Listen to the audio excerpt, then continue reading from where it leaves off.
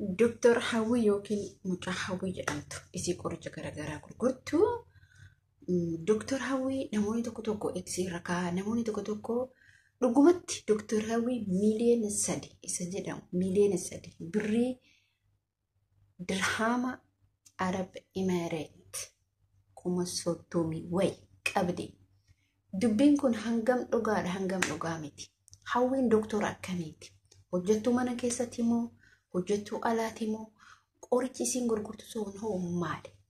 Hawwiin dhuguma mucaan sun hiisise Allahu akbar dubbiin jajjaba jarana miliyoona 3 yookiin dirhama 30,000 wayi qabaachuu mucaa kana ani dhugumatti yani namni amma miliyoona 3 qabu tokkotti garuu homaayyuu miti birriin beetan gaafa Itoophiyaatti jijjiiramtu yookiin mana tokko bareeda bitti isuma dhaabbata.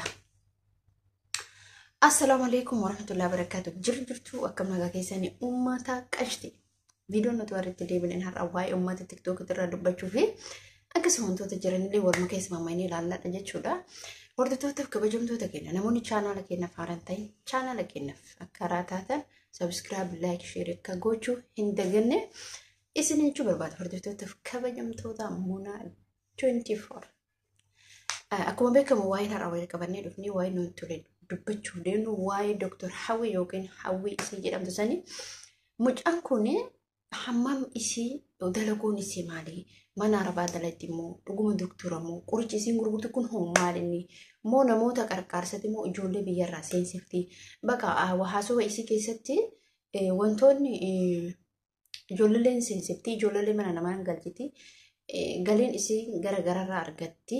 Tari namoonni akkana kun akkamitti ufgatanii ta'an biyya ambaa keessa jiraatanii namni tokko hojii dhuunfaa dhiyaan hojii cimaa hojii jajjabaa akkana yeroo qabu keessatti maaliif waraqaa yookiin iqaamaa isa dhaabbataa isa jessa deemtu ta'an isa dhaabbataa isa maali sila mallaqa ni qabdi intalli kun jechuudha. Fakkeenyaaf Dr. Hawwi yoo fudhannutti mallaqa gahaa qabdi. Mallaqa gahaa kana keessatti dhimmi isiin iqaamaa dhuunfaa isii baafachuu dhabde iqaamaa jala 3 qofa baafattuun hoo maali? Sila dalagoon isii dhaabbataadha. Ijoollee hojii seensisti sirriidha. Warroonni ijoollee biyyarraa seensan yookiin immoo biyyuma ambaa keessa ta'anii ijoollee mana namaa seensisan mallaqa guddaa argatu. Namoota beeknu waan jiruuf ta'e beekan namoonni akkanaa kun mallaqa guddaa argatan.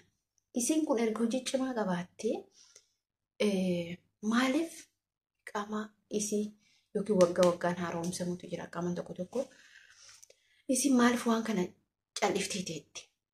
Eshi miliyoona 3 irraa qabaa dirhama 30,000 mucaa kanarraa qabaa. Isiin namoota waliigaltee qaba jettee jirti. Mana namaa naquu maal hin jedhu maal biizirreedha. Dhugumatti namni hojii garaagaraa qabu biizidha ni beekna. Maaliif manuma arabaa kana keessatti yeroo hojjennuyyuu hammam biizii taana waan tokko hojjechuuf hammam biizii waan hundarratti ergisiin biizii taate isiin mallaqa kana maaliif mallaqa hamma kana ga'u kana otoo nama miidiyaa qabu taate otoo doktora akka taatuuf beektutti qaama sukkuumaa maal sirriidha. Namoonni akkanaa kun mallaqa guddaa argatan. Irra guddina wantoota akkanaa kana akka hojjetu ijoolleen keenya amma ija banatan malee wantoota kana Suudaanii wantoonni akkanaa kun namoonni hedduun irra guddinaan namoota akkasii akkama fakka Guraagee Silxeen kun illee waan akkanaan dalagaa Suudii keessatti hinnaa heddu yaani wantoota garaagaraa ta'e qaama sukkuumaan amma Filiippiinii namoonni bakka wantoota akkanaa kana sukkuumaa qaamaa harkatti namaa hidhuu bakka hedduun irra guddinaan hin dalagamaa sirriidha. Garuu ana kana dhibi mallaqa hamma kana ga'u kana nama miidiyaa qabu taate nama sammuu qabu taate akkamitti mucaa kanatti kenniti? Inni sun immoo akkuma jedhe yoo dhuguma malleen isii hamma kana ga'u kuni hanganatti dhufe gurbichi maal jedhe ji'a 2 keessatti akkamitti 9,000 dalagde Hawwi dirhama 9,000 ji'a meeqatti ji'a 2tti yani ji'atti isiin galiin isiin argattu meeqa ta'a? Okay 4,000 bira ati hojii kee hojjetta harka keetitti dhufa harka ati mallaqa kee erga hojjette akka nu islaamaan akka fakkeenyaaf ijoolleen koo mana namaa dalagan kontiraata jiran sirriidha yookiin hin kennin ati mallaqa kee harkatti fudhatta mallaqa harkatti fudhattu san maaltu mallaqa hagana ga'u kana fuudhee isatti si kennisiise. Kabiraa mo'annaa achi keessatti si taasisabe. Rakkoon tokko ammallee namni kennu waan hin hubatin ni jira. Wanni isin hin hubatin maa inni mucaan hawwii akkas godhee mucaa otoo hin ta'initti keessatti haasa'isii waan. Mucaa achi isiin baafte sun maaliif intala san baafte? Mana namaati rakkoo tanamootuyyuu itti keessatti qaqqabaa laala. Mucaawii haasofsiiftee jette mucaawii haasofsiiftee obboleeyyan tiyya ijoollee biyya namaa ijoollee manaa yaasina. Amma fakkeenyaaf hawwiin isin ala dalayti ishi hamma isinitti firifiisaa qabdi yeroo gabaadha. Garuu immoo isii mana namaa dalaydu san maaliif baafte? Deebi'ee shakkameetuniin irra dhufee irra ga'eetiin jechuudha. Bakka feete yoo deemte lafti feete yoo jette akkatti nuti fuuldura teennes isinittiin haasofnu kun bakka hunda jira. Ilaa kilaasii hirriba kee keessa jira jechuudha. Waan biraa dhiisa akkamitti of dagattan maaliif immoo ijoollee amma dhufan kana yaaftan maasii qaba gabbaate gurbaan sun ni kaan godhanne ta'a. Haasaa keessatti hin haasa'an malee dubbii ilaallachuun dirqama. Dubbii keessatti eeggachuun yaani laazim eeggachuu qabda. Haati gama tokko gurbaallee ba'aa jirti hawwilleen ofiitti murteessaa jirti. Ani haasaa isii keessattis waa'ee mucattii mana namaatti baaftellee hin dubbatti. Kaameraan akka jirullee hin dubbatti. Achi keessatti hawwiin dhugumatti ani Allahu aalami ani maaltu na ga'e asanii garuu dhugaarratti hundaa'anii amma footoo isillee yani akkas irratti laxxafanii gadhiisaa jiranii. Isa waan nu galchee miti. Dhugaan tokkoffaa hawwii biraa lamaffaa mucicha biraa sadaffaan immoo tuyyuu isaaniif rabbiitu walitti beeka jechuudha. Murteen isaaniif rabbii tokkicha walitti beeka. Eenyu akka mallaqa sanarraa nyaate isin immoo mallaqa haga kana ga'u kana hin qabdi ka jedhamu jechuudha. Miiliyoona 3 kana hoo qabaatte hawwiin dhugumatti doktora jabdu cimtoo yaani kanumatti miiliyoona 3 namni qabu jechuun birra Itoophiyaa kash gootee viillaa feete bitti sa'aatii kanatti kash gootee biyyaan baa maal godhuu deemtire. Dirqama kafalaa yoo birri haqa dhugumatti isin haga kanarraa qaba ka jettu taate dirqama kafalaaf jechuudha. Hojii nama achi keessa jiru waan ta'eef. Maaliif ree hawwiin kan ji'a lamatti 9,000 nyaattu inni eessa nyaata jaatti yookiin 200 nyaata. Dirhama 13,000 jedha kun dirhama 13,000 jedha kun immoo dirhama 30,000 wayii jedha jira jechuudha. Birri Itoophiyaa xiqqaa jijjiiroo miiliyoona 3 ta'a. Ajaa'ibummaa bara. Dhalaa biyya Arabaa yeroo jedhanitti rakkattuu ta'an namni biyya rakkattuu ta'a garuu immoo akka qabaattuu taate beeka. Isin ammallee nama afaan beeku nama jabduudha. Bakka kamittuu hojjechuu dandeetti. Ishii afaan ni beekti biyyuma kamiyyuu deemte hojjechuu dandeetti. Garuu gaafa waraqaa argatte yookiin iqaamaa bitattee fakkeenyaaf osoo Saa'udii deemte yoo Kataarin ka deemtu ta'e ani maaliif dandeettii qabdi waan ta'eef afaan dandeettii erga qabaatte hojii dandeettii erga qabaatte fakkeenyaaf Kataar yoo dhuftu ta'e akka feetetti qorraatee dalagachuu dandeetti. Biizinasni biyyi bakkuma hundaa jira bara.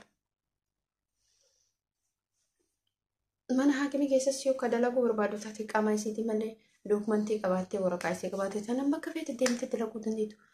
Kuma miiliyoona 3 tanarraa gubdee bakka afaan waan beektuuf dandeettii cimaa waan qabduuf bakka feete seentee dalagachuu mirga qabdi. Waan mootuu maqaan hawaasni tokko mootuu haqa irratti gaafamtuufte. Gurbaa kanarra miiliyoona 3 jira moo hin jiru? Birri hagarraa nyaatti irraa qabdu kana dhugumatti birri haga kanarraa qabaa. Birri haga kana hojjettee dhugaan ta'e jechuudha. Dhugaan hin qalatti malee hin cittu dhugaan ta'e sii baasee obboleettii. Hawwiin akkanaan hawwiin erga akkas taate erga nama cimtuu taate dhugumatti yookiin immoo karaa biraatiin deebitees fakkeenyaaf Suudaan irraan seenuu dandeetta gara Dubaay yookiin Kaayiroo deemuu dandeetta yookiin Kataar Dohaa deemuu dandeetta Saa'udii deemuu dandeetta wanni si dhiphisu wanni si yaaddessu hin jiru. Garuu namoonni tokko immoo hawwii irratti duulaa jiran sababa mucaasanii jechuudha. Hawwiirratti amma irra guddinni ijoolleen shira xaxanii maali godhanii hawwii baasan jettan. Hawwiin tokko akkaan ilaalutti xaxaan ofiin isiitii ofiitti xaxxeetu kanarraan isii ga'e natti fakkaata. Dhugumatti bakki intala baafte suni bakka isii shakkan akka waan erga isin haasoftutti immoo isii shakkan waan natti fakkaata. Wallahi Allahu a'lam rabbi isii rabbi walitti beeka. kanarra maal isin jechuu barbaade obboleen kiyya hordoftoota kabajamtoota kiyya waan isin jechuu barbaade mallaqa yeroo namatti kennitan tokko namni yoo naa liqeesse abadan mallaqa namaa liqeesse mallaqa osoo liqeessite mallaqni liqaan gala achumaan daara bubbeen buute ta'a sabni sillee maaliif fire namni qaxaroo ofa mallaqa sirraa fuudhee kiisii isaa seente san deebisee sittiin kennu abadan achumaan isaa ilaa har'aatti jechuudha fakkeenya yoo kaleessa kan liqeessu taate kaleessa torbaan ji'a wagga achirra ni dhufa dhumatti dubbi mallaqa namaa liqeesse. Mallaqa namaa liqeessu jechuun kalas nama sanii wal dhabdee jiraatta nama sanii walitti buuta. Taakasiiti hordoftootaaf kabajamtoota tiyyaa wallahi waan nama ajaa'ibuudha. Kanaaf dhugumatti waan hin taane nurraa haa qabu waan nu taanutti haa qabu karaa hedduu nama nyaatama. Akka carraa ta'e viidiyoo tokko argee ture moobaayil baankingii kan jedhamu biyya keessa ta'e mucaan dolaara birrii Itoophiyaa 60,000 wayi dhabdee jirti jechuudha. Moobaayil baankingiin kuni sirri mati dogongorama dhugumatti dhugumaan dhibbatti shamatti godheen dogongora. Gaafa tokko mucaa jettu birrii guddaatu akkaawuntii isaatti irratti bu'e. Birriin guddaan akkaawuntii isaatti irratti bu'e moobaayil baankingiidhaan dogongoramee bu'e.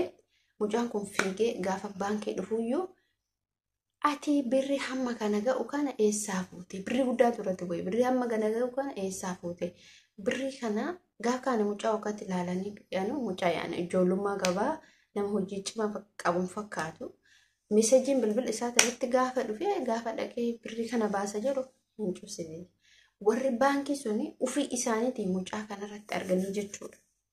Isin galee akka birriin sun kan mucaa saniin ta'in argin waa hunda qoqqoratanii gaafa jedhan waligita mucaadha jechuun garuu mallaqichi immoo guddaadha. Inni kun maal riskii rabbiin isaa mucaa saniin garuu irratti dhufee meeseejiin akkaawuntii isaa mallaqni sun akkaawuntii isaatti irratti galee akkaawuntii isaa sanii akkam baafame cubse dhaabsisan. Maaliif mucaa gaafa waamanii waan adda addaa gaafatan yaan hojii isaa si gaafatanii hojii maal hojjettaa? Nama tokko kan barataa ta'uu danda'a. Moobaayil baankingii kunis sirrimatti dogongora. Hin dogongorama jechuudha. Amma hin sodaachisaa jiru. Fakkeenyaaf namoonni alarraa mallaqa gahaa argan furabbii haa baasu malee sirrimatti sodaachisaa sana jechuu barbaada. Hordoftootaaf kabajamtoota tiyyaa ani viidiyootii asuma irratti hin dhaaba jechuudha. Of eeggannoo godhaa. Namoonni biyya keessa jirtan yeroo guddinaanii namoonni mallaqa biyyaan baateessan biyya irratti argitanillee maatii yeroo nama irratti argitan sirrimatti qo'anii fakkeenyaaf namni mallaqa galchatu tokko moobaayil baankingii kana hin galchamu. Malleen guddaan moobaayil baankingii kana guddaan isa xiqqaamaanu nama miidha. Kanaaf dhaqee mallaqa isaa baasee dhaqee kashi godhee galchuutu caala. Akkasitti filadhaa kan yaada keetti. Sabni illee maaliif moobaayil baankingii kun amma miidiyaa turraa dubbate miidiyaa kamiiniyyuu wallaahi argeen jira gama feesbuukaatiin maxxansanii akkasitti rabbiin isin haa eegu yeroo mallaqa ergattan amaanaa jechaani hubannaadhaan jechuudha. Mucaa sani qarshii 60,000 jara wantaa taate sunitti baay'ee miira keessa galte jechuudha. Baay'ee tokko dhukkubsatte jechuudha. Maaliif yeroo sanii malleen isiiseenii gaafa isin hidhaitee mallaqa san cheegootee baankii hidhaitee baankii ilaaltullee malleen isiisunii hin galle jedhaniini maal gootire wanni godhamu jiru jechuudha. Malleen isiif ergame gaafa mallaqa san dhabdetti mootuyyuu wanni godhamu waa tokko hin jiru jechuudha. Garuu malleen isun nama biraatiif darba. Toosiif ta'e nama biraatiif darba. Kanaafiyyuu wanni isin jechuu barbaade waan hundumaa keessattuyyuu mallaqa keessan yeroo namatti ergitan yeroo biyya isin ergan mallaqa gurguddaa seera mallaqa keessan dhaqanii baankii galchuu qaban malee moobaayil baankingiin baay'ee miidhaa guddaa qaba isin jechuu barbaade. Fin ulfaata. Gizee ammaa immoo namni teekinooloojii tole jedhee waan akkanaa kana dalagaa. Alaa kulli haala.